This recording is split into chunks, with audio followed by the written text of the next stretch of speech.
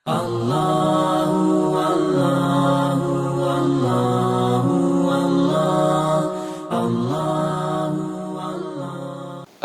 kasih. Yang pertama, di ketika suasana negeri seperti ini, apakah kita sudah terlepas daripada yang namanya riba? Tidak. Beta fikir nyo hadat ho tajuli holang tataju kamenan pukaglah riba han. Karena hukum dasar hana gede. Be seolah-olah menonong kunyo tajak kedih riba, tajak kedih riba, meglah riba han. Tetap kita tidak lepas daripada yang namanya riba. Apakah riba itu secara personal atau ribanya secara berjamaah? Kan? Maka gebah Nabi nukumno khairukum kuruni waman taliyahum ila yaumil qiyamah. Sebaik-baik masa-masaku dan yang mengiringi diriku hingga kepada hari kiamat. Jadi sebagian masa-masa Nabi, kemudian masa sahabat dan masa-masa tersusnya.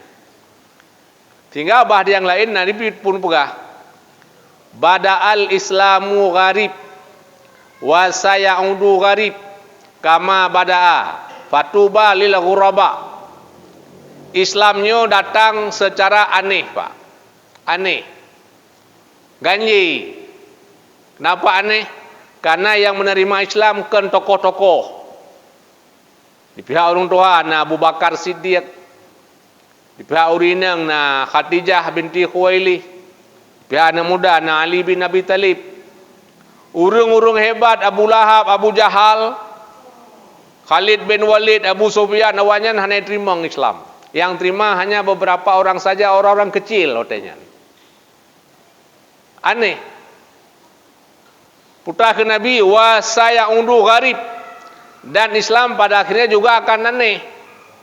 Urung-urung yang komitmen dengan Islam, urung-urung yang komitmen dengan syariat, urung-urung yang komitmen dengan baju halal, urung-urung yang komitmen dengan baju haram, yang juga merasa aneh.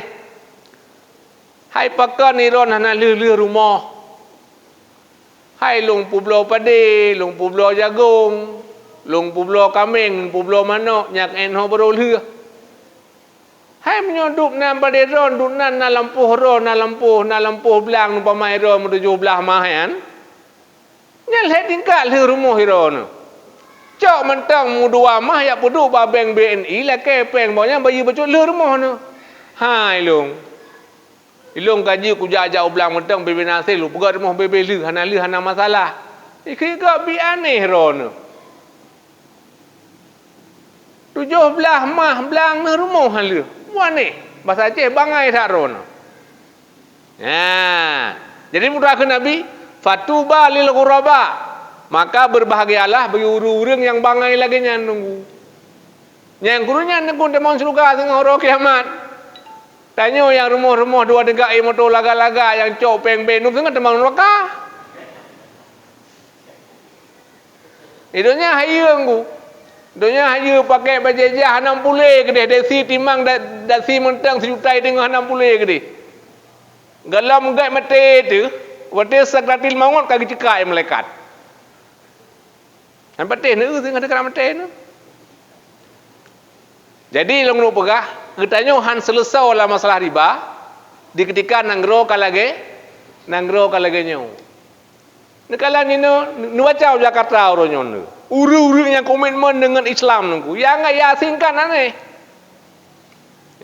Tapi uru-uru yang puja penguasanya 60 gede. Ya kan? Tapi benepu setengah jam minumnya nana kan. Gelogat mati kakak jekai malaikat pulang ke mati tengah. Jadi nuku-nuku sen hanglah. Putra apa tu?